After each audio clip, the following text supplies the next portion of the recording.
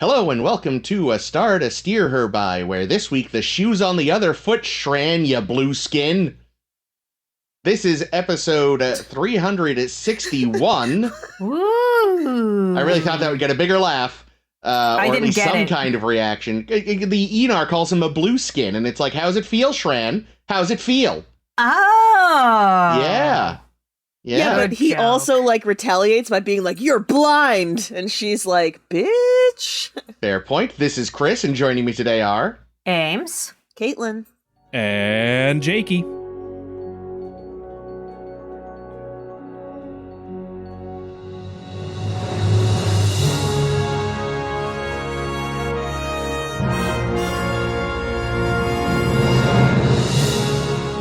So yes, this week we are continuing on from last week's Romulan Babel 1. Fuck, thank you, Babel 1, with United and the Aenar, which I believe I said Aenar repeatedly last week, so there it is. Apologies to any Aenar listeners. Yes. So yeah, we pick up where we left off. Trip and Reed are still trapped on the Romulan holo ship, trying to find things to do to fix it. They do some sabotage. The Admiral, apparently Valdor, rings them up and is like, fucking stop it, or I'll microwave Trip to death like a burrito. Ooh. And Trip's like, fuck off. Take a bite out of that. Reed is all, no, I will set him free. And Trip is like, I order you not to. And Reed's like, fuck you, I'm the only one that tries to die for the ship around here. But it turns out it was all part of a clever deception. It was all part of a clever deception to get to Trip, but also load an overloading phaser into the coupling or something. Some bit. Anyway, they sabotage the fuck out of it and buy Enterprise a little bit more time to shore up an alliance with the Tellarites and the Andorians. Good be luck. like, hey, my pilot came up with an advanced sensor net? And it's Yay! like, Mayweather did a thing! it's like, hey, good of you giving Mayweather something to do, but this is literally outside his wheelhouse? But okay. So Mayweather designed a sensor net. You forgot to mention it's also the Vulcans in this alliance. One might call it a federation, a united federation of at least 4 planets. Whoa. That's a dumb name. I'm going to go with the big special best friend ship fleet. So the big special best friend ship fleet is going to make this sensor net, but whoopsie! Talus died of phaser set to kill infection? No, we liked her. We did, and it's such a dumb, you could have just, what a stupid way to kill the poor woman. So now Shran is all, nope, fuck this everything, I need to avenge her death via a duel to the death with Narg. But death has a little asterisk around it. Yes, because every fucking culture has come up with an elaborate ancient system that has an asterisk for when a Starfleet officer shows up. Because Archer's like, hey, so apparently there's a right of replacement. And Shran goes, oh, for crying out, fuck, I'm in Star Trek, I forgot. So it's like now John and Shran are gonna fight. Not fuck? Damn. Yeah, well, I know. So meanwhile, Hoshi and Mayweather gets to do 2 things this week. He's gonna have. He's run out of things for the show. The writers remembered his background. They were like, oh yeah, he has this experience he had as a trader boy, so he can bring this unique perspective to the table. Holy shit! And they find out, oh, so technically you can win if you just disable Shran, and chopping off one of his antennae will make him too wobbly to fight, so you'll, technical knockout. What's that Simpsons line? It's the best type of knockout? Yeah, won by default, the best type of victory, or whatever. Or I'm mashing things together. Default. Yeah, his. Yeah, technically correct is the best kind of correct. Oh, well, sorry, that's Futurama, but there's stuff. When Homer becomes an astronaut. Default. Yeah. So anyway, I mashed 2 things together. It's all Matt Groening. So Shran is mollified. They do the sensor net. They find the ship. They rescue Trip and Reed, but the ship gets away. Back on Romulus, they're like, ugh, whatever. Okay, get the pilot out of there. And the pilot is some kind of weird albino Andorian. But no, we find out he's an Aenar, a forgotten offshoot of the Andorians who still live on Andor, but hide underground in the northern wastes in a really fucking sweet looking city that really feels like a great, beautiful city. what if TOS had money? Like, it feels like one of those like old crazy backdrop painting cities they would do, but it's like halfway passable early 2000s TV CG. I love that city. And the main difference between them and a regular or a classic Coca-Cola classic Andorian is that they are 1 albino, 2 blind, 3 telepathic as all fuck. They make Vulcans look like... Yes, they make Vulcans look like chumps. And yeah, well, turns out this dude really, was kidnapped. It's those haircuts that make Vulcans look like chumps. Well, yeah. But, yeah, so it turns out that this seemingly, like, game-changing, ultra-advanced Romulan remote control thing only works if your pilot is basically an Aenar. Only works if you throw Stamets in some kind of weird chamber. Yeah. So, like, that's how they explain why this technology conveniently never exists again. So they kidnap this dude, they tell him he's the last surviving Aenar, they don't get into the details of what that means. He is forced to help them. They meet his sister in the Aenar city. She agrees to go with them. There's like brief pretending like the Aenar aren't going to let them leave. Then they go, never mind. They go. She helps break the contact. Brother dies. Day is saved.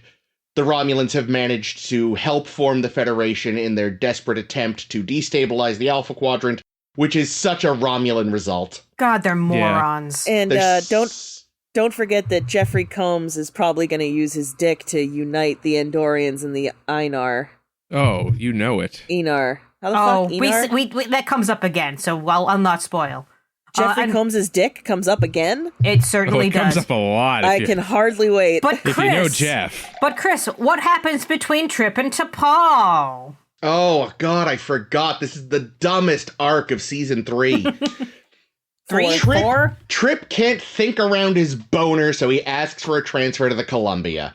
Baby. Yeah, it's so... I like, this is the dumbest thing they have Trip do. Like, pissing and moaning, being such a teenager about T'Pol. Preemptively saying it now, this is going to be on my worst Trip moments. Oh, yeah, for sure. I mean, this is just terrible. And it's also just, like, shoehorned in it so really hard, is. where he's like, well, I almost got that little girl killed in that machine I built because I was too distracted by titties and ass. Oh, yeah, I didn't mention. They were able to disrupt because they didn't just have the girl. They built their own version of the, like, Romulan... Which is impressive, because they did it in, like, half an hour. Yeah, no, it's very good. Yeah, it's good. Credit to Mayweather. Why not? It's not very difficult to build the machine. You just need, like, once you have the Aenar, building the machine's the easy part. Yeah, honestly, it's really actually not that much more complex than a microwave. It's just, you know. It's actually more complex than it needs to be. You could literally just give them a walkie-talkie and some earmuffs, and it would have been fine. Yeah, so I didn't think of this, but I read in Keith DeCandido's review, they bring in the Aenar to do this telepath thing on Romulus and all this stuff. They kidnap one Aenar. Fools. Why are they not using Remans? We've already discovered in Nemesis that Remans are telepathic. And they have Remans. We see Remans in this episode, which is like, interesting. Yeah, not telepathic enough, I guess. Only is that what the Aenar. Is that what the Admiral was? Was he Reman? No, that senator who kept bugging the Admiral had Reman bodyguards. Well, maybe the Remans, maybe they don't know.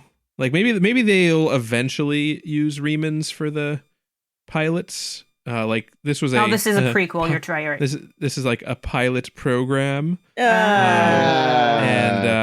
you know they want so they started with the Aenar that they know is like super duper telepathic, and then they'll slot in some Remans in the future. See, I'm constantly confused by the timeline because the Romulans are in the Nemesis costumes. So it's like, oh yeah, or just a Nemesis doesn't. Oh no, we're in the prequel. God damn it, I can't tell time.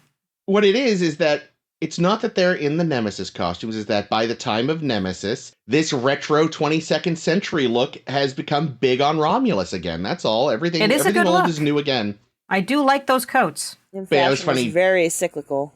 It was funny, Jake, when you were saying, I think either last week or a few weeks, at some point you said, like, we'll never see the Remans again, but I remembered this dude had, like, Reman bodyguards, so I was just like, oh, poor Jake. Well, they didn't say anything, and they only showed up. Face. They only showed up for 30 seconds. I don't think it counts. Oh, there was a cutscene, though. Of course there was. A deleted scene had both Valdor and Vrax get arrested by those Reman bodyguards for, the failures that they are. And they're They are such massive failures. Like, their plan is so bad. Like, this is probably the worst Romulan plan we've seen yet, because they're like, let's cause destability between Andorians and Tellarites. They've accidentally gotten closer together. Let's go destroy things as the Enterprise. That just made the Enterprise stronger. Let's do another fucking thing. It's like, guys, stop doubling down. Yeah, I am more convinced than ever that Sela is somewhere lurking in the shadows. We just haven't seen her yet. Actually, you know what? I'm going to give credit to a man I despise. This is all an elaborate Daniels scheme. He gave them this idea. Because this helps, like I said, this basically lays the foundation for the Federation.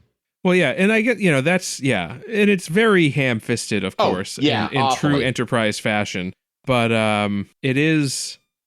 Imagine if other ships had the names of our ships. Like, Fuck we always kind of knew that the Federation was NATO, but now it's like explicitly NATO. Yeah. It's just a military alliance to shit on the Romulans, which the Romulans do need shitting upon. I'll give them that. I'm starting to think maybe what it really is that actually the Romulans just have a huge species-wide humiliation kink. And that's why all their plans are so dumb. Like, oh yes, foil me, Starfleet Daddy. It's my like God. The graphics department of the Seth Meyers show. I love them. You do. There's something. Foil me, Daddy. There is something I would like to point out. I don't know if there ever is a USS, whatever Shran's ship is called, but Kumari. Thank you, the USS Kumari. But there is a USS Shran at some point. At some point, for fun. I have the model. As a little treat. I have the model. It's actually from Discovery.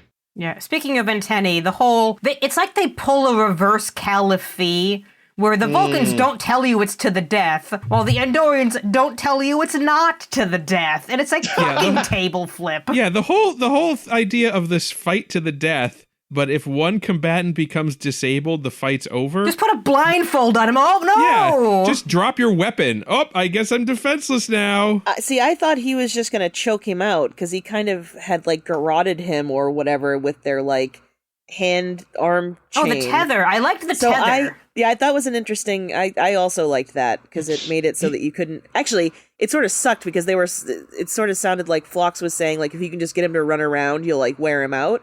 You couldn't really do that when you're connected at the hand like that. You swing him like a do-si-do. But I thought for sure that he was just gonna, like, choke him out, like, put him in the sleeper hold and, like... Yeah, he was already there. But no. He started choking him out and then noticed the erection and was like, this is weird, and cut off his antenna instead. Oh. Lucky he didn't cut off his big antenna. Good one, Caitlin. As a side note, I kind of wish, those little, at one point I was looking at the bandaging on his antennae, and all I could think was that I wanted them to put one of those things on it, like on a chicken leg, Yeah. I don't know what that's called. The one that's a word for it. Yeah, the one that's in every, like, Looney Tunes roast chicken, the little cap. Yeah, the little like bone cap or whatever. I have no idea what you call that. So it seems that the antenna do have some equilibrium related purpose. Yeah. But they also use it they also kind of like point them at things that they're paying attention to. So are they like second ears?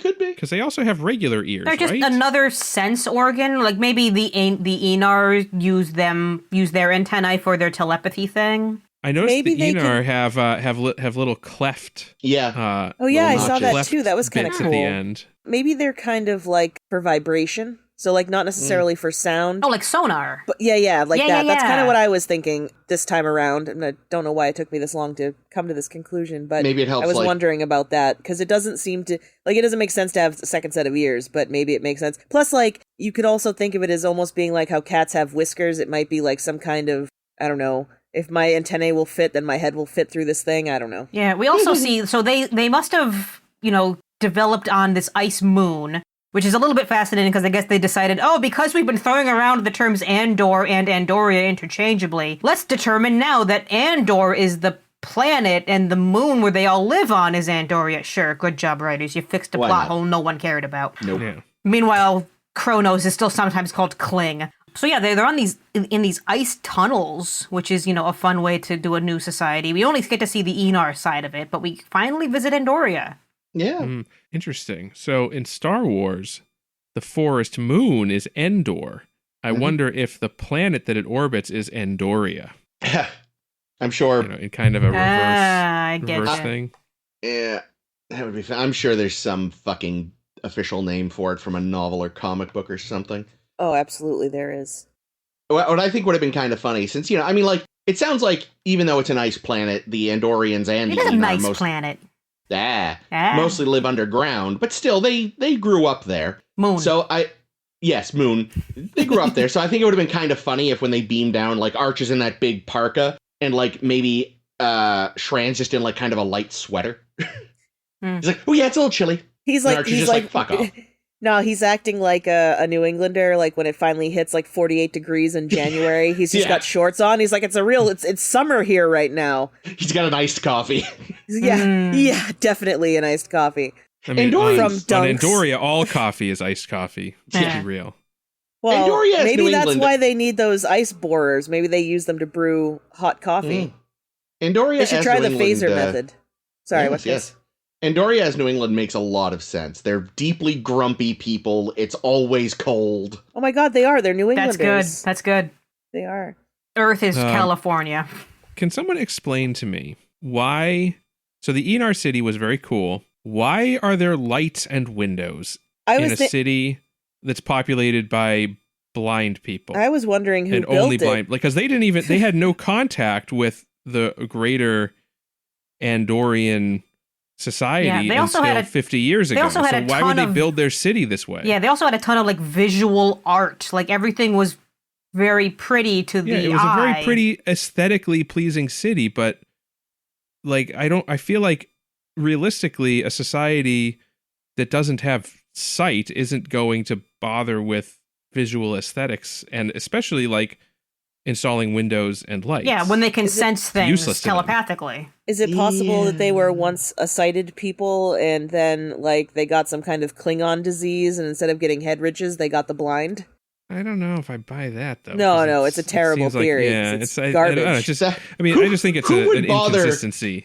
Who would bother explaining the difference between TOS and TNG Klingon? That would be a fucking stupid thing only assholes would do. Yeah. Though I have a blind friend, and he has like art and stuff in his house. Like because you're gonna have people. I mean, I guess they don't have guests so much. Yeah, I guess that's for the people to thing. see. They're, Yeah, if you have they're- people over, it's one thing, but it's because they're an isolationist society. isolation. Oh, see, So- like, I would expect. I think it would have been cool if they get to the city and it's just totally pitch black and very Well, they'd dark. save a ton of money on filming, wouldn't they? Well, no, and just and like and at some point the Enar leader lady is like, "Oh, I apologize. We don't usually have guests," and like sets up some kind of like little temporary light or something. Like, the interesting thing would be, like, you feel like if there was a society where everyone was, blind and has been for millennia, like, the art would be tactile. Yeah, Like, yeah, they'd yeah. have a like lot of sculptures and They'd stuff. have a lot of abstract sculptures, and the idea is you're supposed to interact with them with your hands and such. Having said that, I just don't think they thought out the Enar society They did very not. well. No, I mean, it's Enterprise. It could have of been course very they didn't. cool. The one thing is, it does seem like there's maybe varying levels of, like, some people seem to be totally blind, others seem like maybe they're more legally blind. So I was wondering because both Jamel and Garib, I believe were the names, the brother-sister sibling thingy, yeah, were doing very good blind acting. Whilst Lisanne, their spokesperson thing, was just doing sighted acting, like just straight up.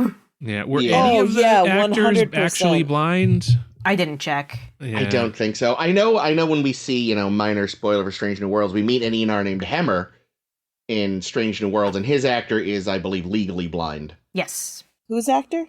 Hemmer's Hemmer. Hammer. Oh, no shit. Yeah, so I think he has some sight, maybe? I don't think he's completely unsighted, but don't quote me. But still, is he? it's I Go ahead. forget because it feels like it's been a million years. Was he also psychic? I Like, did don't they get remember. into his They didn't- psychicness? it didn't Because I seem don't to remember come this up at for all. him. Yeah, it didn't seem Okay, to fair come up. enough. I thought I feel like they might have retconned away that ability. I did like that anytime the Enar was going to do like a telepathy power thing. They typically asked permission, and when they didn't, they were like super apologetic about it. Yeah, that was nice. Very They polite understand of them. consent. That's wild for an isolated group of people. Yeah, unlike Well, you kinda freaking have to, Kais. right? Vulcans. Like, I was gonna say Vulcans. The Vulcans are out there meeting people all the time. They don't fucking ask for shit. They just do it. I feel like Colonizers. a society of telepaths that didn't have rules around not eavesdropping on other people's brains would not last very long. I feel like they'd have to have come up with these rules just to keep people from murdering each other. Well, yeah, again, because either you're all just gonna. What'd you think about me, bitch? Yeah, exactly. Either that's happening, or everyone goes insane because they're trying to keep stray thoughts from occurring. Kind of like that. The Voyager, like, don't have bad thoughts planet. Oh, random thoughts? Yeah, random thoughts. Yeah, like it. Imagine that to the extreme, where like people are so trying to suppress any kind of negative thought, they would all just eventually go mad and kill one another. Yeah. It would be interesting to be part of like a civilization like that where everybody was psychic, though, because like I've only recently like discovered that there's a difference between how some people like think. Like some people have like a monologue in their head, and some people have like very visual thinking. Yeah, some people don't have a mind's eye to picture shit, and some people do. Yeah, I actually think I really don't. Like if I focus real hard, I can sort of visualize some things that way, but most of the time it's just like words. I'm sorry, some people have a quiet fucking brain? What joy is that like? Well, no, I didn't say that. I just said that like they can pull up a picture of an apple from memory really easily. Like they think of an apple, not the word apple. No, I know. I You said don't some know. people don't have as much of an inner monologue, and that must be fucking Well, no, beautiful. what I said was that some people only really have an inner monologue. No, there's also people who don't have an inner monologue. Oh, well, that's brilliant. I also envy those people. Because my I'm inner gonna be- monologue is very mean. Yeah, I'm just going to be daydreaming So- about not having an inner monologue for like the next 20 minutes. Go on without me. Bye, Chris. Another aspect of the Aenar society that I think, you know, if they had spent more time planning it out, they could have done some interesting stuff with, is the fact that we only really see two of them, the leader and Jamel. Mm. It would have been interesting if speech wasn't like natural to them. Like they could speak, but like why would you? Oh, right, because they're all like- psychic, so they would like just what kind of communicate that way. betazoids? Like, I think- Yeah, so it'd be interesting if like maybe the leader doesn't speak and like Jamel has to translate because, you know, because she's someone who's interested in the outside world as it's been established. So she went away to, you know, went out of her way to learn the Andorian language or something. But, you know, the other Aenar just as a matter of, they just don't speak because why would you?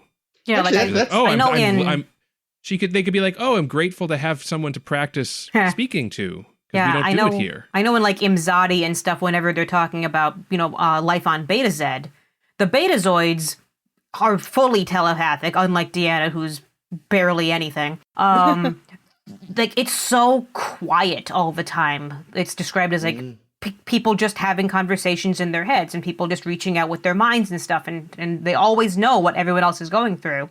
And then when like humans come over, they have to like remind themselves, we have to say things out loud. Remember to say things out loud today. Like, that's, Yeah. again, another way you could have maybe, like, again, this, as written, did not need to be 3 parts. One way you could have maybe justified a longer Aenar episode is, like, this culture has been unknown, like, they'd been a fairy tale on Andor until 50 years ago. They were super Very isolated. recent. Yeah, their language should be so disparate from Andorian that the translator should be having trouble. They should have had to have brought Hoshi to be like, Oh, there you go. God, oh, hold on, give me a minute. And it'd be like, Captain, this is like if they're basically speaking Latin and the Andorians are speaking English. That's what I'm dealing with. And she's like, Even hold on. further Jesus than that, Christ. though, it would be like if we Yeah. just found a society of Neanderthals in the Arctic somewhere. Yeah, again, this did not have enough material for 3. Yeah, well, yeah, but anyway, to that point, Chris, that would have required giving A fuck. Hoshi something to do. No, That too. We're not. she we're not did that doing last anymore. episode. Yeah. Yeah, She already got one. She's good. everybody gets one. But Mayweather got two, and he gets no more ever again. Yeah, Hoshi's the new Mayweather, and Mayweather is the new Reed, Hoshi. and Reed is Still Reed. well, Still Reed. Reed just shit his pants because they were in those spacesuits 3 for days. 3 days. for 3 days, so they definitely did some dookie. What have they been eating? Maybe they beamed it out. Oh, Maybe. gross. No, Ames, don't ask what they're eating right after we've established Oh, they've been shitting in their no. suits. My They're God. like still suits, but they convert poop into Oh, food. gross. Oh, Huh. God. That's the worst thing Um, about still suits. It's that piss and sweat water thing. I don't care for that. I mean, I get it, but ugh. Yeah, in terms of this not needing to be a 3-parter, here's the thing. I think Babel and United Acceptable two-parter. work as a 2-parter. I think if the Aenar was just a standalone episode, we'd have no complaints. And it pretty much is. Like, Yeah. Babel and United are basically a completed story. The only True. link between this and that is The pilot. the fact that the pilot was Aenar. They could have had a totally different reason to do the Aenar as an episode. Yeah, because Yeah. maybe It involved deciding the Romulans have another probe. Now there's 2 of them. Jesus Christ. It just feels like they were like, oh well, let's tack it on. Let's make it more Yeah. convoluted. Like a Romulan plan. Which it is. I did want to know what exactly they had told Garib? Garib. Because they said, oh, I'm the last surviving Aenar. It's like, what? So what? Did they like tell him the Andorians, like the blue Andorians just showed up and genocided his people? Is that why he agreed to be violent? Like, that's my assumption. But The I ice don't all know. melted. I don't know. Here's my Yeah. question, though. How did he not know that was true? He's psychic. How did Yeah. he not feel the Oh, presence man, of you got other it. people? Well, okay, I'll Am I give you wrong? that. Here's how we'll retcon this. All right. The Romulans, being descended from Vulcans, are themselves somewhat mildly Oh. telepathic. Maybe Yep. they can put up like a telepathic block. Barrier or some kind. Well, I mean, the yeah. other thing is he's on Romulus, which is nowhere near their homeland. So, like, he was only able to contact his sister when she was close and in the magic chair. So, like, presumably they told him he was the last Aenar when they were far from his homeworld. Yeah, but if he could read their minds, he could Oh, figure their out minds, yeah. that they're bullshitting. Oh, that wasn't Yeah. what I was. Yeah, that's a good point too. I wasn't thinking of that, but yeah, that's a good point. Yeah, Yeah, I thought that's what you meant. No, Like, sorry, he I could was read saying, their minds like- and be like, oh, they're full of shit. No, Yeah, that's I a good was point. thinking that if he was on his own planet when they took him, then well, I guess they could have wiped him out after. I don't know. Don't worry about it. But yeah, Either way, I feel like, again, that maybe could have been a more interesting story. Like, find out what exactly they told him. Why is he? Because if you're, Well, it would have you been know, hard for it to be less interesting. They barely gave us anything, Yeah, like, yeah, I agree with you. Definitely. let's see more of this dude and this guy who was like, what did you do to drive a pacifist to this other than threaten his life? Because again, it Yeah. sounds like the idea was that they convinced him to give up on his morals beyond just saying, like, we will kill you otherwise. And, like, so what is that? Again, I don't necessarily need everything explained, but I feel like in this case, it's like, no, guys, this time you under-explained. Yeah. Like, teach me more about this man and the society, and it all feels deeply... No, that would be unfair. It's quarter-baked. Yeah, like he's fully aware because he tells Jamel, like, I've killed so many people. It's like, okay, so you Yeah. were aware what you were doing Yeah. and that you were doing bad things, even though your people is a pacifistic society. What did you think your goals were? Do you think you were killing for the greater good? Obviously fucking not. Again, that's why my... also, like, even if they had told him that it was Andorians that he was fighting, he would know that, okay, some of the ships I'm attacking are Andorian, but I'm also attacking Tellarite and Starfleet ships. And at that the poor same time. Rigelian fuck. Yeah, like what is he, like? I can understand if he's trying to get revenge because they told him that the Andorians killed the rest of the Aenar, but if he's just like going fucking rampaging. Well, now to that point, what it could be, because again, they were an isolationist society. He's like, man, all these ships look really different. It's like, what? All ships got to look the same? They're all Andorian, trust us. Maybe, yeah. You didn't know we existed before, like, 2 months ago. Calm down, kid.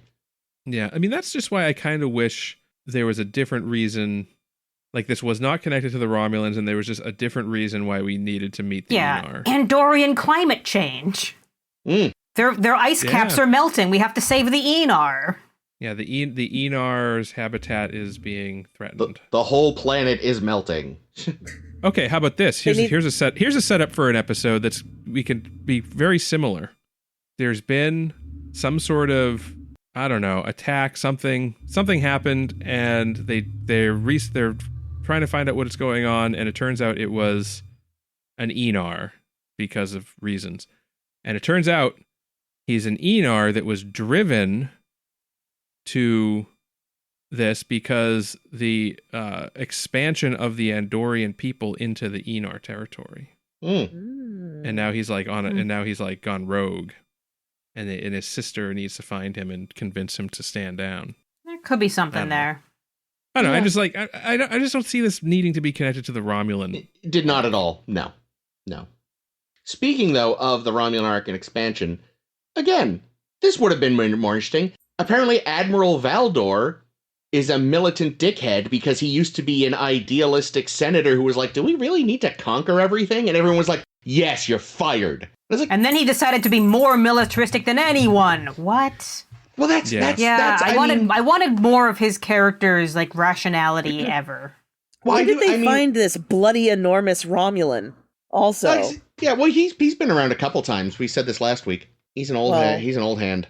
I forgot, but he's huge. Yeah, but that could be interesting. Like the story of a guy who like is idealistic, and rather than continue to fight for his ideals, says, "Fuck it, I can't beat society, I'll just give in," which happens in the real world, but we don't see a lot in fiction necessarily.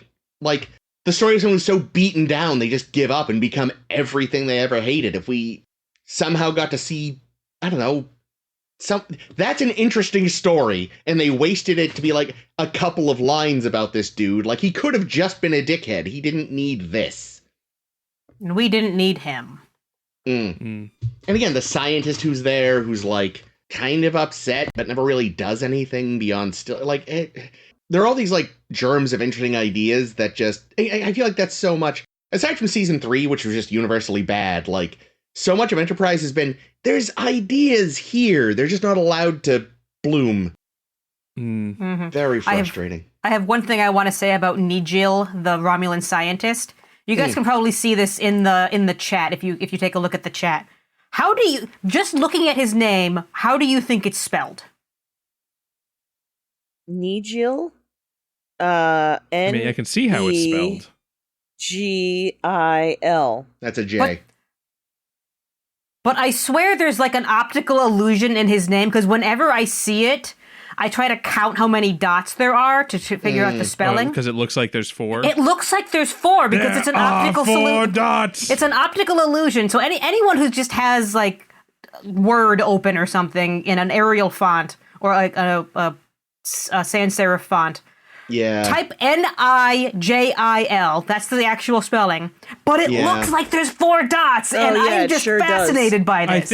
I think you know what it is? I think it's because when you're looking at it, there's like a dot overlap somewhere. You're seeing the top of the N and the top of the L on either side. Yeah. And because you can only focus on one side or the other, your brain is filling in the other side as if it's a pattern of continuing dots. It's very cool. I noticed your brain does see 4 dots. Yeah, I noticed this when I was trying to like take down the names for our vocabulary, and I was like, "How do you spell Nigil?" Oh, it's obviously going to be Nijil. But then when I highlighted it. It looked different because I highlighted it because you can't see the optical illusion anymore. I was like, oh, wait, why did I think there were 4? Oh, no, it's because the dots make it weird, and I think that's cool. So have fun with that note.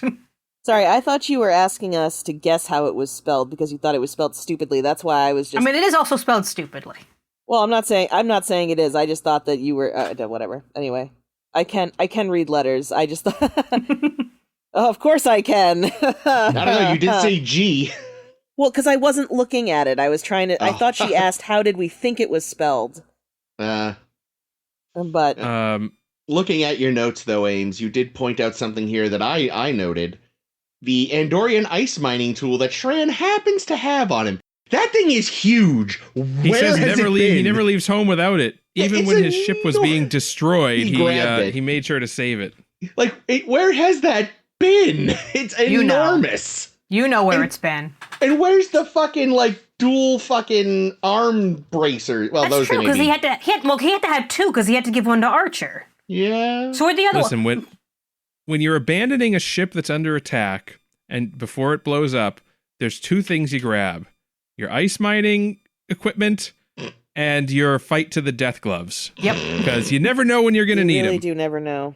Oh, God. I thought it was a little dumb that, because Hoshi's the one that brings this up. It's like, the Ushan Tor, that ice mining tool that Andorian children play with. I was like, are you just trying to make them Klingons? What are you doing? Well, they're making the point that, because if it's a tool, it's like, yeah, children need to learn how to use it because, living on an ice planet, you're going to need to cut some ice from time to time. Yeah, but we wouldn't say like, this is a sword, something that human children play with. You say this is I'm not saying that they don't play with it. I'm saying that's not how you describe it. No, what she was saying is that he knows how to use it because he's been playing with it for his whole life. Like, it's like Archer stands no chance having practiced with it for an hour. But An also, hour. like, He wasn't even practicing for an hour. They were giving him tips on how to use it right before the fight. This is the sharp end. Yeah. Be careful. But also, like, let's be realistic. There's no way it's still an ice mining tool. It's now the future. They have lasers. It is only a fucking dueling weapon now. There's no way they let children play with that. Though, like, in the future, hunters are still using bows and arrows. True. Yeah, true. and shit like that. So it's not entirely unrealistic that they wouldn't be using this type of thing. They don't use them for industrial ice mining, but you do bring them with you when you go camping. Yeah, it's like a hatchet. Make an ice sculpture. That's the other thing, is it should be a hatchet. Like, imagine trying to mine ice with that thing. That's what I was literally just going to say that. Like, you don't want your hands that close to the ice.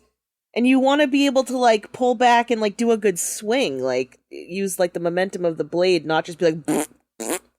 Yeah, the design of that thing. And you want the something ice. that's somewhat heavy, too, because, you want it to dig into the ice. Right. Yeah. This is like an ice... It's more like an ice saw, but there's better designs for saws, too. This looks more like something you cut a pizza with. Oh. Yeah. But again, it's heavily serrated, so... Get that to the marketing department. It would be very difficult to cut a pizza with it. That's Maybe true. it would be good for cutting bread? It doesn't make sense as a weapon. It doesn't make sense as a tool. It's just another, shocker, bad Enterprise prop. Yup. The prop department on this show is trash. Aw. Yeah, but again... I'd say they were trying their best, but they're obviously No, they not. aren't. I mean, it's like a couple weeks ago when the Vulcan the Vulcan soldiers were using fucking Lirpas when they were trying to fight T'Pol and Archer. Well, that's because they already had that prop. No, I think they made new Lirpas. Oh my Yeah, goodness. they were smaller. Those were not the Lirpas from TOS. They These were are a not the lot Lirpas smaller. you're looking for. I actually realized I was telling Ames this when I was editing the first part of that episode. In the second part, I bitched about them having Lirpa. In the episode before, I had joked that they should bring Lirpa with them. So There you go. You can't win with me, is the short version. Nice. Okay, so another random new thing we learn about Romulan stuff is they got their drone ship that apparently is able to self-repair. Yeah. Instead of just self-destruct, which it should have done.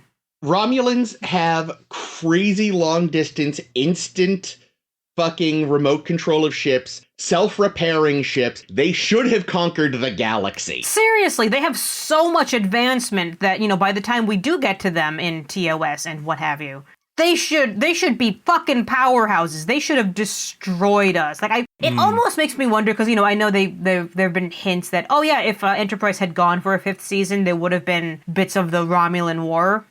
And there's definitely ways you could have done that, but it would make no sense because they are so powerful. Yeah, but again, if it had been, my suspicion is that if season 5 had been the Romulan War, it wouldn't have just been Earth versus the Romulans. It would have been The Federation. the fledgling alliance of what would become the Federation. I'm sorry, the Happy Friends Club or whatever Chris called it. Yeah. Yeah, so between the Vulcans, the Andorians, and the Tellarites, like they probably can combine the technology to rival what the Romulans have. Yeah, but it's like the humans level have of two what ships. they have. Yeah. Yeah, humans have like, 2 ships.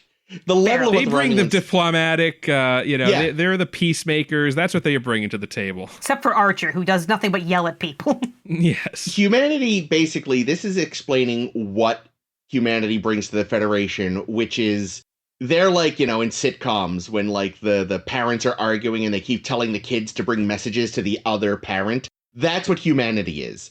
They're shuttling messages between the Vulcans, Tellarites, and Andorians. We're the children in a divorced relationship. The children in a divorced throuple. Wow. But yeah, like, seriously, like, the level of tech they already have in the 22nd century, because, like, even combined, the Happy Ship group they don't have that. So it's like, really, we're lucky the Romulans always have such needlessly convoluted plans. They defeat themselves. We have never defeated the Romulans. I want that show. They are the most self-defeating race in the Beta Quadrant, I think they live in. But that section of space.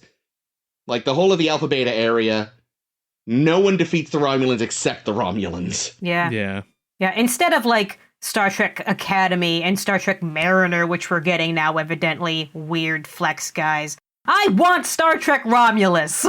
Actually, you know what I want? What do you want? I still haven't finished season 2 of Prodigy, so maybe this gets undone. Oh my god, Chris, get on that. I will. I kind of want a series about, like, ancient Gwyn's planet. I want to know more about how that society came to be. They seem fun. Ancient Gwyn? Oh, Gwyn, the Velnacott. The Velnacott. Thank you. I want to know more about where they came from. They seem cool. Their fucking leaders have these Dark Souls-ass looking helmets. They got. I love those things. They seem so interesting. I want to learn more about them and where they came from. Like, it doesn't have to be like you said, it can be ancient. They don't need to go to space. Just set something on their world in, like, their Middle Ages. That sounds fucking bitchy. They also just have, like, weird fucking magic shit. So. Yeah, I want to know more about them. They seem fucking cool. But anyway, so I don't know why they didn't come up with a new word for what would they call the telepresence? Mm-hmm. Because that's already a word that means a thing. Telepresence does? Yes. What does it mean?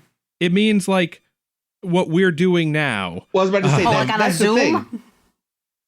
Like, I don't know if that had been used as much. Like, that thing is, now it feels weird because we use that word constantly. In 2004 or whatever this is, if it was a word, no one was really using it yet, probably outside of people trying to develop quote-unquote telepresence technologies. Like, yes, now in the era of everyone has Zoom, it's like, oh, this is weird. But at the time, it wasn't. I had the same thought. But, like, I'm sure because, like, when T'Pol said it, I was like, okay, she's referring to telepresence, with a lowercase t. But no. She's referring to an actual, like, the psychic broadcasting booth or whatever the fuck it is. That's the telepresence machine. Yeah. Which I'm like, oh, so it's a specific thing. But yeah, generally speaking, telepresence means, and as far as I know, has meant for decades that, it's basically an umbrella term for any kind of technology to do stuff remotely. So it actually fits. Like, it does. The telepresence chair in the show does actually represent something that could be defined as telepresence, but it's just weird to me that it didn't have some cooler name that they gave it. Yeah, like, I mean, because at the time, because I had the same thought. It's like, oh, this is what this is just daily life now. But at the time, it probably sounded cooler because it wasn't just the average person. It wasn't a part of their everyday life, like, so it wasn't as much just a word everyone threw around casually. So it probably seemed like, ooh, telepresence. It's like telepathy. Ooh. You know what they should have said? They should have just called it telepresence. just that extra syllable in there would let you know, oh, it's telepathy. Presence. I feel like telepresence is how fucking Mario would say telepresence. With his racist ass accent. What did And you that's guys the think of peasants. the kind of effect they used with the Jamel and Garib talking to each other? Oh, it's so stupid. And like neither of them was I felt like the acting was really bad also. Like I feel like her acting was kind of bad throughout anyway, but I felt like during that scene like I didn't feel like her face was like really matching what was happening. Well, here's the thing though. When they shot that, because they're not speaking, they're using telepathy. So when they shot those scenes, they were just doing an extreme close-up of the actors Yeah. While they flashed lights at them. while they flashed lights at them, and then later they recorded the voiceover. Oh, so they didn't even know what they were saying? probably, No, I mean, they must have. probably had a They script. must have had some but, direction, yeah. But yeah, who's to say? Who's to say if the voice that we heard for Gareb is even that actor's voice? Because we That's never true. see that character physically speak. Yeah. True. Yeah. But yeah, no, I definitely got like, it felt like, either, Lights of Zetar or Is in There Truth No Beauty, just like zoom in on an actor and flash wacky lights at them. Or actually, I mean, really, it's TMP, right? With going into the into the V'ger? V'ger cloud. Yeah. Ooh. Now, now, if they did that same scene now, they would all have Iron Man style heads up display bullshit happening. Oh yeah. Because that was like how half that fucking movie was inside Robert Downey's helmet. Yeah, it reminded me that like the fact that like you have to wear the shroud when you're in the telepresence machine kind of reminded me a little bit of how like in Star Wars when Luke Skywalker puts on the helmet with the covers Blast his face shield. Yeah. so that he can use the Force. Yeah. And then Zappy Balls zap him. And then he gets zapped by the balls. Kind of like reminded Get me of zapped that. by where it's the like, balls okay, in the ass. yeah, you don't need to see anything. You can just have your face covered while you're using this. That's the thing. Like, it's all like, I get that Brother needed a helmet because presumably he was seeing displays and readings and stuff. Girlface Was could he have just seeing? He's Enar. He wouldn't see. Sen- yeah. Sensing. yeah. So he didn't like neither of them needed something covering their face. They could have had deedlies on their temples. Yeah. Well, I'm assuming that the at least the Romulan version of it has like a bunch of fucking sensors. Because my impression of what the device is it's like a telepathic like amplifier. Because I can normally see that, telepathy yeah. doesn't go light years, but Romulans have figured out a way to make it go very long distance. I bet the Remans Mycelium did it. network. Or that. Yeah, there you go. I have two more little notes. First one, I thought so Shran storms in after Talus is dead. Rip Talus, we liked her. Yeah. And he says, "I've got a vial of her blood to bring back to Andoria." But then he just decides to like put it on, I think it's Narg's hand, one of the fucking Tellarites. He puts the blood on Narg's hand, and I'm like, that is so on the nose to put her blood in his hands. I imagine Well, I think maybe that was what he was doing. It's stupid. Her Well, blood is on your hands. That's what I he's would trying to say. imagine- I hate it.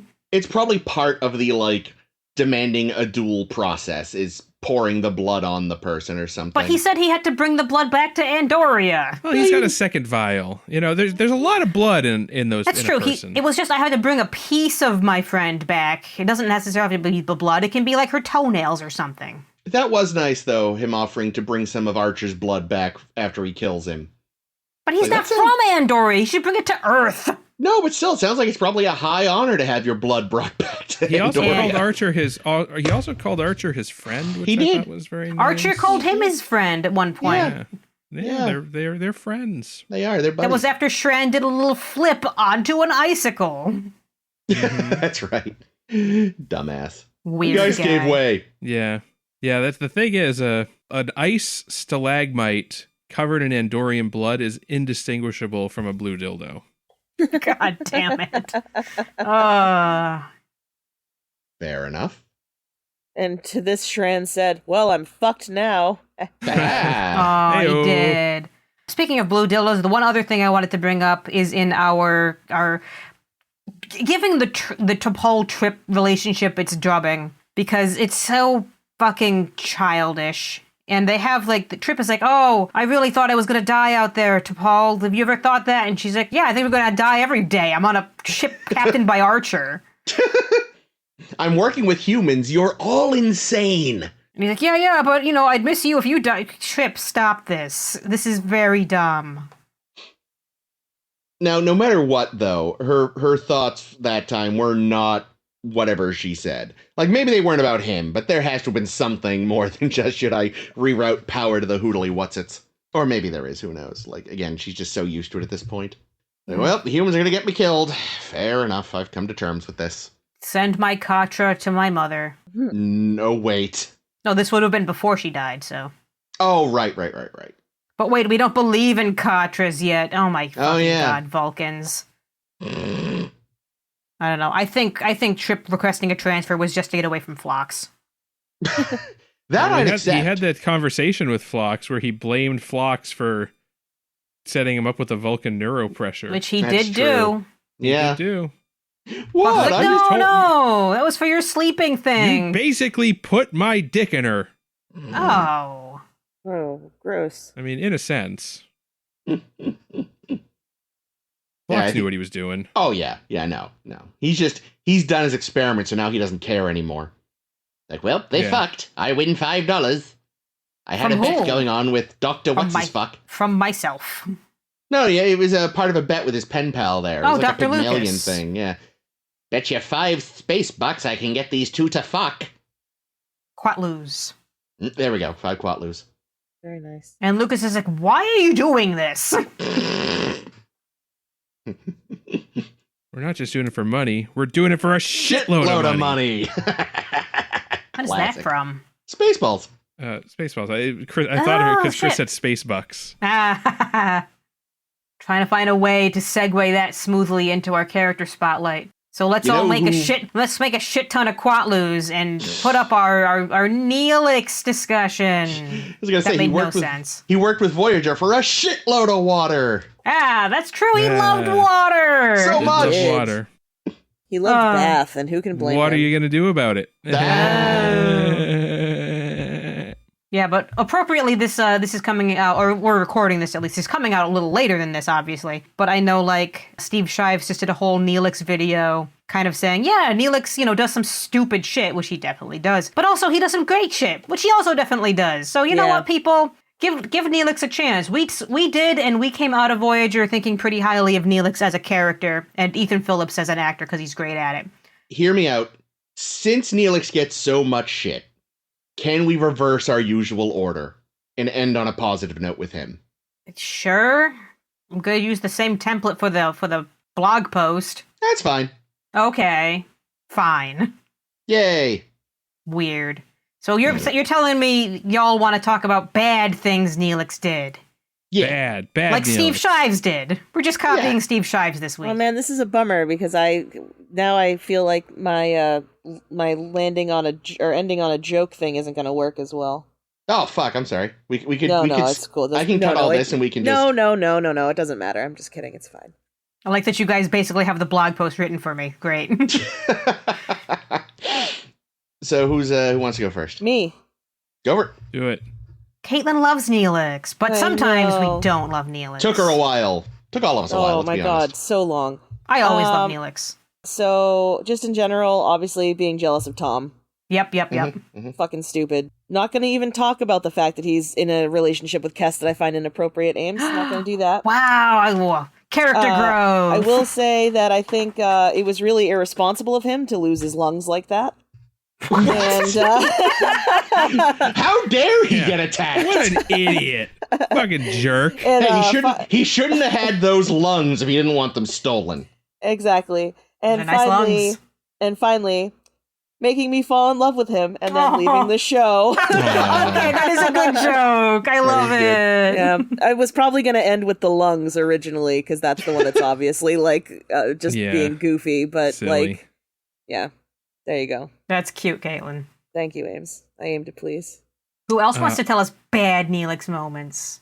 I can go. I don't know. he's been Tug on very his Alright. bad. whiskers a little. Here you go. Oh Alright, so God, I I- forgot about that. Ew, his whiskers. Go ahead. So I also included jealous Neelix because it had to be said repeatedly.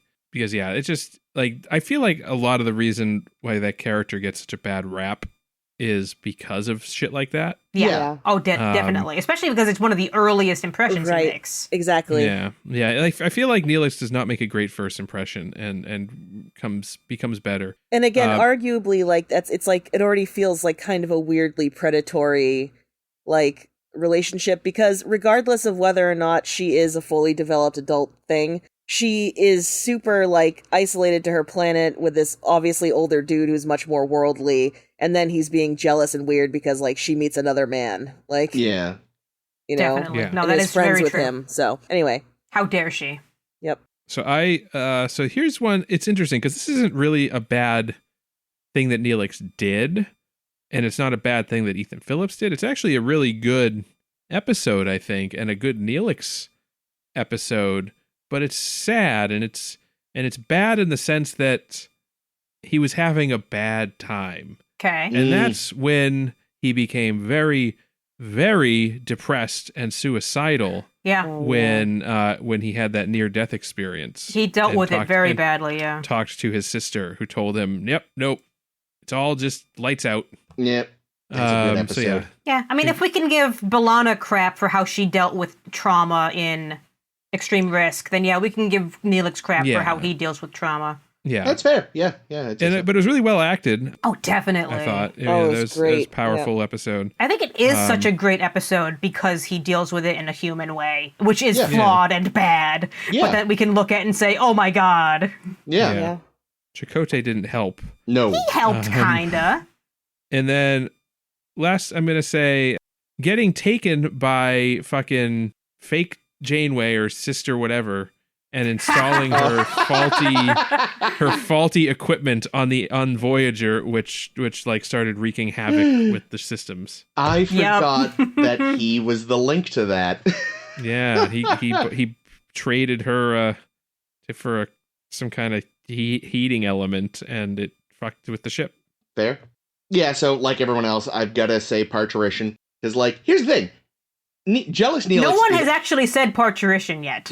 Oh, well, parturition. Everyone has just said the jealousy thing. Because, like, here's the thing. Like, jealousy's bad no matter what. But technically with Tom, like, actually Tom is actively trying to steal his girl. But he deals with it in a childish way. They have a food fight. Yeah, instead of sitting down with him like an adult and being like, Tom, this is inappropriate, they act like children at each other. So yes. Pick up your Ushan. Tom is being a middle school little bitch, so they have a middle school little bitch food fight. They did. But one of them could have chosen to be the adult, neither did, so that's why parturition is on my list for Tom and Neelix. I feel like part of, like, Neelix's charm is that he has kind of, like, a childlike wonder about a lot of shit. Yeah, but I don't need so childlike. therefore his response is, maybe understandable. So this one was tricky. So I actually, like, the thing is, like, I had trouble coming up with specific things for him because, like, again, the main issue with Neelix is those early seasons jealousy moments. And, like, I'm not just going to list that 3 times. So I had trouble coming up with other stuff, but I guess to an extent, he made it work in the end, but he really fucked up at first in Fair Trade. Because he's, like, afraid they're going to fire him because he thinks, like, oh, they're going to find me useless and get rid of me. And it's like, Neelix, you've been floating around with these people for years. You know they're not like that. And I think you even said, Ames, that originally it was supposed to be an earlier episode. Yeah. So, like, that would have made sense, maybe. Yes, it would have. Like, he doesn't really... But by now, he knows them. They're not... They'll like, so the fact that he got so desperate and did all this stuff, like, it's like, Neelix, come on, buddy. And then when we first meet him, lying to the crew about what he's up in Caretaker. What is up? He's basically, like, using them to find Kess and doesn't say that's what's going on. He's like, oh, I'm going to help you with this stuff. And people nearly get killed rescuing her for him. And it's like, come on, dude. Yeah, I forgot about that. That is very true. Damn, early Neelix was the worst. He's like, hey, grab my girlfriend now, bye! And also, we have water! And also, he just looks like that, you know? He was a schemy boy at first. He had a great coat, though. Dishonorable mention. Fucking looking like that. Thank God. You know what? At least he wasn't one of those fucking bird people. Oh, the bird with people. the fur hair? Or the feather fur. The feather fur? Thank you, yeah. Gross. Ew, You're up, Ames. I am up. Yeah, so I agree all the Tom stuff. I have various moments of Tom stuff that will make the blog. Read the blog, find it there. But I'm going to jump a little further down my list. And when Kess is going through her elogium, he somehow makes it all about him. Yes, he does. Which, to be fair, a little bit of it should be about him if he's going to be putting himself into this role of what could be the father of her children for the rest of their lives, which isn't that long. Their lives. Their lives. But still, you think about the mother first, because she's the one going through this fucking horrible thing. And the writers second, because they're the ones that fucked this to death. Stupid writers. Bad. I got a couple more. Oh, here's a good one. Here's a little moment, because even though I generally love Jetrel as an episode, we get to see a fucked up thing that Neelix did, and that's that he has been lying his whole life about being in the military effort in some way. Yeah. When in fact, he comes clean and says, I was a draft dodger. So why lie about that forever, Neelix? The war's over.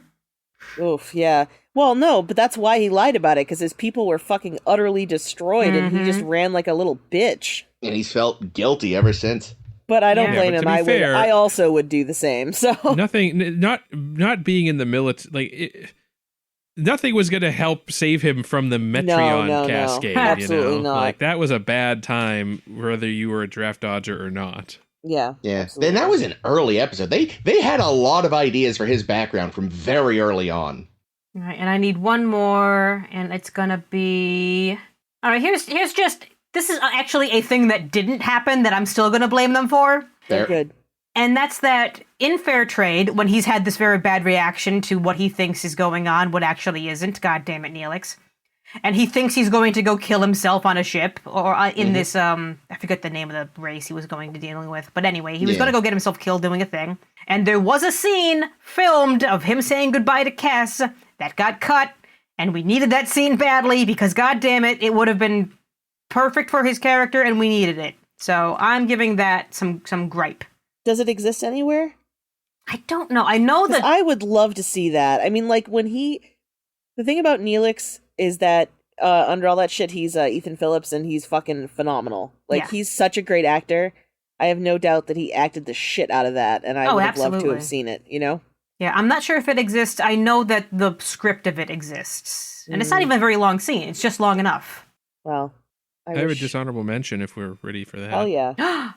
Getting broken up with by Cass when she was being possessed by somebody else, and then not, just letting the breakup stand. Hold on to that for next week, because I'm sure that'll come up again.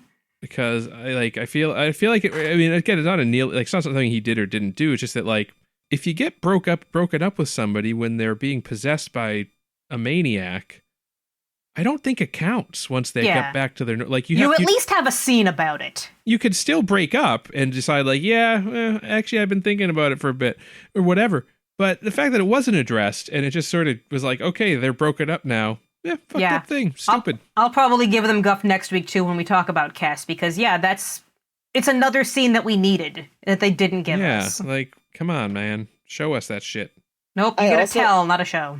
I have a dishonorable mention, also. That may be a better one than my joke one about his lungs.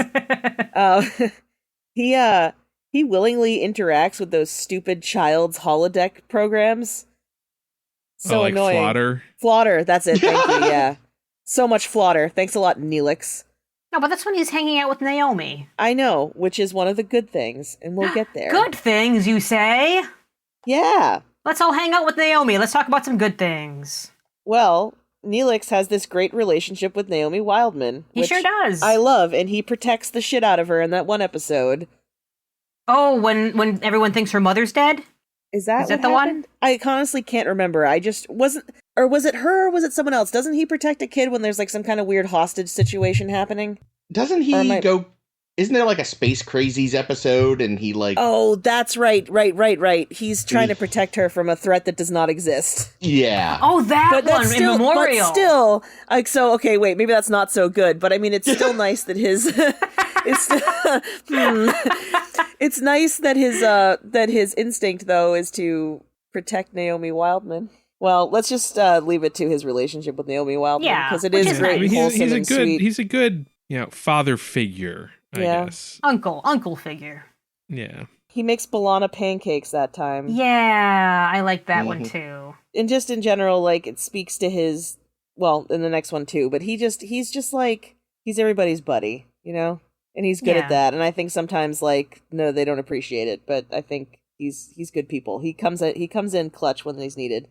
And speaking of when he's needed, he takes care of dumb Tuvok. Yes. Oh my God. In Mhm. And riddles. it's such a beautiful episode. It's and so beautiful. It's just like that. And again, that is peak Neelix, because Tuvok, I mean, prior to becoming the dumb, is like barely tolerant of Neelix. And yet Neelix is like, yeah, but like, you're my friend, Mr. Vulcan. You know, and yeah, he you're takes care of Neelix. him, I'm and safe with and you. and it's beautiful. I don't know. Anyway, I love it. I love it too. Yeah, big time. So that's it. That's what I got. Okay. So bucking the trend, Well, I'm going to put parturition on the good list. Oh wow! But In not what way? because of the jealous Neelix stuff, because of the caring for that alien baby. Oh, the little dinosaur thing. I thought that was nice. Yeah. Fair. He's just such a nurturer. He's such a good. Yeah. Yeah. I'm going to put down saving the colony of Talaxians in Homestead. Yeah. And That's such a good although one, it too. led to him leaving the ship, which was sad. But in a very satisfying way. Yeah, like it was, he was reunited with his people, which is nice. That was nice. Much as it. And he got laid, which is also nice. Whoop whoop. And then I'm going to say being a damn good journalist. Because he recall, like in addition to figuring out the Tom Paris conspiracy that was, all just Janeway's plotting, he also was the one that figured out it was Jonas who was the actual mole, I think. Yeah, possibly. Listen, Either way, I say yes. Why not? I'm It pretty might sure have I'm been when remembering Jonas that. was trying to kill him, but he still figured it out. Well, I think, yeah, but he went, yeah, I can't remember how it went, but. But then he fucking killed the hell out of that guy. Oh, he yeah. for killed sure. him good. He did. He done did. Wow. Oh, I have another dishonorable mention I'll mention at the end, I thought of. Yeah, let's see if either Chris or I bring it up first. Well, this is a dishonorable, so you wouldn't have. Oh, for the dishonorables, yes, I see. We'll get back to it then. Okay. But first, Let me Chris has to tell us see some good here. things. You know what? I had 4. Jake said one of them, so I'm just going to use a different 3. The man's a quick study. With barely any time to really learn, he played a fine fake Ferengi in False Prophets. That's good. He convinced 2 legitimate Ferengi that he, a man who had no knowledge of their culture before like an hour before, was one of them. I'm going to say standing up for himself in Rise. Yeah! Like, damn it, Mr. Vulcan, you treat me better. And Jetrell. Please and thank you. That's just such a good episode. Would you like some banana pancakes? Especially the CG in that episode was just phenomenal. No, sorry, I moved on from Rise. But yeah, oh god, yeah, that fucking elevator. But yeah, Jetrell, loved that episode. Oh, yeah, Jetrell. Really just great work by Yeah. Phillips, great story for Neelix.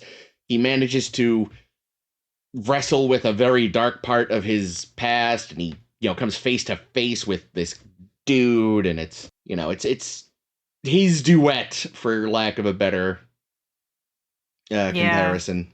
Yeah, I love the moment in that, like my specific moment from Jetrell that was in my list was that he forgives Jetrell before he dies. Yeah. Which even though I don't think Neelix specifically forgives the man for the things he's done, he forgives because he needs to be forgiven. Yeah. And it's a very good scene, and yeah, I agree. Ethan Phillips acts his goddamn ass off. Yeah. Good moments, Chris. Hang on. You guys have named my top 9 already, so I'm gonna go way down the list because I actually had a ton of good moments for Neelix because There he are does so many. many good things. He's great. He's so consistent. I want to rewatch the show now with this new lens of actually Neelix is good. Oh man, that you should. That'd be really cool. I just Write a feel blog post on it. Because man, I hated him for so long, and probably for longer than he deserved because I was just letting bad feelings linger. Well, But I I mean, would yeah, love to it's- go back and just be like, oh no, this is temporary. He's gonna be great soon. It just, they really did fuck him over with that early days jealousy bullshit. It is hard to kind of drop that. as a viewer, I mean. Like, the writers finally just realized one day it was a terrible idea and dropped it. But yeah, it does linger. It is very unfortunate, because I think it really... Some people never do get over that. Yeah, and it and super detracts from the character, because he has so much good, you know? Yeah, and so much good. of what's good about him does seem to be informed by them really... Like, so much of it does seem to be informed by his background. Yeah, and his heart. Like, all of his actions are dictated by his heart, which is beautiful. I got 3 moments, I think, out of my additional 10 that I will tell you guys. One of them is that he figures out this loophole thing to save Kes in sacred ground, which is clever as hell. Because I guess it was a, no, you can't, get access to our stupid sacred ground nonsense. And I think Neelix says, yeah, but I found somewhere deep in all of your history books this loophole. And they're like, oh my god. In that case, yeah, go ahead. Do whatever you want. And it's very smart. Again, as with United, ancient tradition, asterisk. Yeah, but he found the asterisk and he was like leapt at it. So good for him. Here's another good one. He gets 2 great farewell scenes with Kes, but I'm gonna actually give it to the Fury one. Like, he has a great farewell in the gift with Kes. It's beautiful. It's a lovely farewell scene. But the Fury one rips your heart out, because this is the bad Kes, which we'll talk about next week when we talk about Kes, I'm sure. But it's a moment with her in which he is still seeing humanity and, like, giving her exactly what that character at that time, being how broken she is, what she needs. And I love that scene, even though that episode, like, so bad. Trashes the Kes character. Oh my so god. bad. Never should have existed. But somehow, Neelix still solid in that episode, because that is what Neelix do. And the last one is a kind of jokey, funny one, but I know you guys will love it. And that is when he is Harry Kim's fucking wingman, and he gets that Klingon woman off his back by fucking the shit out of her in Tuvok's room in Prophecy. Yeah, I forgot he had to rescue Harry from her. I forgot that he trashed Tuvok's room to do it. He did it. He was like, Harry doesn't want to plow a woman as well, and he shouldn't have to, because it is not something he wants to do. But you know what? I could fuck this woman, and he does. Well done. Oh, Neelix. God. Look at him go. So my dishonorable mention, it's a kind of a jokey one. He's the one, I believe, that told Hogan to go explore that cave. He did. Go desecrate these remains, Hogan. Go find there's some bones in this cave. Why don't you check it out? And then he gets eaten by a snake monster. Oh, he certainly did. So he kills Hogan. Aww. I don't know if it at least still it was is. an accident. I don't know if it still is, but I remember last time I looked up Hogan on Memory Alpha, his character photo was his bones on a table. Nice. I think that's one of them. I think they give the usual face photo and then the where they're at now photo. Oh, see, where are they now? A pile of bones. Yeah, no, definitely at one point, the first photo you saw was the pile of bones. That's awesome. So they must have fixed it at some point. Somebody has a good sense of humor. I remember that spoiling Hogan's death for Chris and being sad about it. It did. But yeah, you were like, no, he was in a staged version of Hamlet. Don't worry about it. It's fine. The real question is how many of Professor Galen's or whatever, what was his name? Was it Galen or is that the other guy? Who are we talking about? Is Galen? Galen is Odo's Picard's dad friend or something? Yeah. No, the Voth guy that had Hogan's bones. Gagan, yeah. How many assistants did he go through getting those bones? Oh no! Many. How many Voth skeletons are now in that cave? Oh, and they all wanted to fuck his daughter. Weird daughter. Oh yeah, I forgot about that. You know in the Rescuers, when she sends the little girl down into the pit to get that diamond, that was kind of how it went for trying to get the... God, I haven't seen the Rescuers in forever. Oh, what a good movie, dude. What a good movie. But Star Trek. Next week, we continue on with our Enterprise watching with Affliction, Divergence, And Bound. Apparently we're doing a 3-fer next week. We're doing a 3-fer because there's a 2-parter in the following week that really should stand on its own. That works for me. And I'm told that we might have a special guest for that. And also, as Ames already said, we will be talking about Kess. Ooh, Kess. I'm gonna struggle to find bad things Kess has done. Plus, you only have, 4 seasons, so there's even less possible examples just from the off. That's right. Jesus 3 Christmas. and an episode. Oh, fuck. So, yeah, that's going to be interesting. Join us then. Follow us on Facebook and your favorite podcasting application. We post directly on SoundCloud. Go to sshbpodcast.com for the Tumblr, where you can see these lists and past articles and past fan fictions, and sooner than later, our Enterprise fan fictions. So that should be a hopping good time. Whoop. Until then, this has been Chris. This has been Ames. This has been Caitlin. This is me, Jake. Oh no, I'm being dragged away by Remans. Ah! Oh no, they'll certainly assassinate you. Definitely.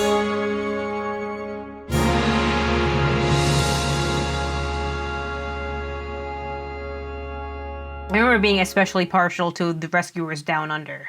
Oh yeah, me too. And I think because it came out when we were just kids. The right time, yeah. Yeah, and also we because it's like more. I think it's more fun. Like there's more like well, not more fun. I don't know how to explain it. It just feels more lighthearted. Like the original is a little more somber, I think. Well, which is okay. I mean, it's literally a little girl being shoved into a fucking cave that's filling with water to find a diamond. Yeah, I mean, tonally and even just literally, aesthetically, its whole palette is much darker. Oh, it's very dark, yeah. Because it's on, swampy Louisiana as opposed to brightly lit Australia. And also, it's an orphan girl who's being mistreated by, her foster parent, and, it's this whole thing. Cody, as far as we know, has, a perfectly normal home life, and he has a great fucking relationship with all the animals. Yeah, this kid's got it made. Yeah. His best friend is an eagle that's so huge he can ride it to Mordor. A giant fucking eagle, yeah. Can ride it to Mordor.